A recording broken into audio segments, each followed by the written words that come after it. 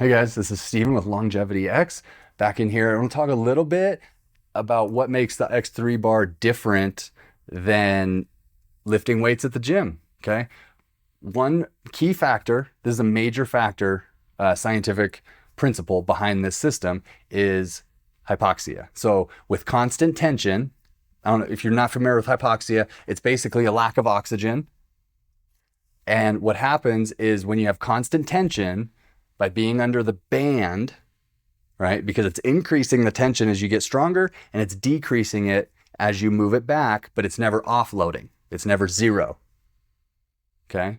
So you're going to maintain some degree of tension on the muscle, even if it's just 15 or 20 pounds of pressure, there's going to be some tension on the muscle.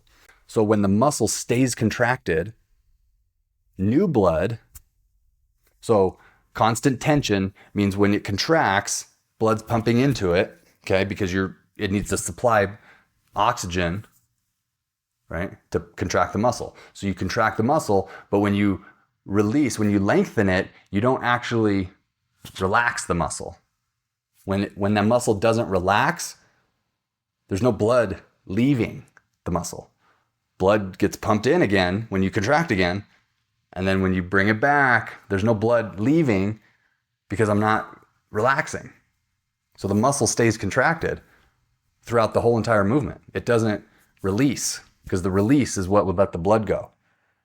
So when you stay contracted, the entire set, you're pumping, every rep, you're pumping more blood into the muscle, but it's not leaving the muscle. And what that does is there's a lack of blood returning to the heart. And what that does is it regulates a protein called myostatin using the principle of hypoxia. Under constant tension, it locks blood in the muscle and it doesn't let it return to the heart. When the heart perceives that there's no blood returning, there's part of the musculature is missing. That's what it perceives. And so it regulates myostatin. So if you've ever seen that bull or the dog that is just, it almost looks roided out, right? It's just completely overwhelmed with muscle. It's because they regulated and manipulated that protein called myostatin and they lowered it.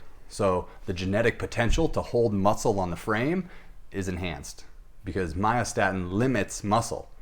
So if you turn that up, you're going to shrink. If you turn that down, you're going to swell up.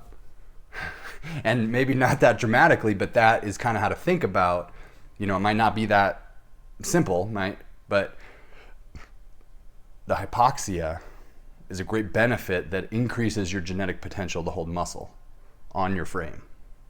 Okay, and you get that. There's some things that can replicate that, like a blood flow restriction band. The problem is that heavy weight is the thing that allows your muscle to grow. You have to put heavy force through the muscle and achieve progressive overload to a certain degree. And it's really difficult to do that when you have cuffs or a tourniquet on your arm. It's tough to do that. It's tough to put heavy force through it. You got to do a little bit lighter weight. So it's okay, but it's trying to mimic the effect of hypoxia and blood flow restriction to the muscle. So blood flow restriction is doing a few different things too, with like kind of pooling lactate in the muscle, which has some other different benefits than what we're talking about. But constant tension is going to be something that's really important and really hard to replicate. It's really hard to do with a weight because as soon as you get out of kind of the hole, as they call it, right? You get it up to where you have mechanical leverage. It's pretty easy. There's not a lot of tension on your muscles. Especially when you start to bend down and bring the bar or the dumbbells below midpoint and you do the lower half of the rep, there's very little muscle tissue that's even active in that position. So a lot of the pressure goes onto the shoulder, which is what we want to avoid and why we can lift heavier with less risk of injury if you can have variance in the resistance.